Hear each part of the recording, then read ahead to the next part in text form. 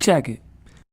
My motivation for elevation is so amazing. I further my education by teaching myself the basics, seeing how far I take it, exceeding these limitations, agreeing to be the greatest, defeating these complications, needing to have the patience and fighting hallucinations, finding these moderations to help me survive the races, take me to foreign places where knowledge is for the taking, be there for generations, absorbing all their traditions, exploring all these new visions. It's just all I be wishing. You kinda hear but don't listen, gotta see without vision isn't something to fiction. This is my life and this mission, cause the life you was given isn't the life that you living. You just lost in the system, taught to think without question. You're in a mental depression. See, I believe in ascension with levels higher than heaven. A jagged mind is your weapon, so go to school for protection. Stop thinking you're an exception. You only see an inception, but what is real is affection. To what you feel, pay attention. Shit just gives me a headache. I think how quick you forget it, like my words were pathetic, but it's okay, I accept it. I won't think twice or regret it. See, the world is real sick, so I'm playing the medic, taking the future in the past, bringing it to the present, so you know just what you missed and what the hell is expected. Don't neglect it cause it's hectic, you just need to respect it.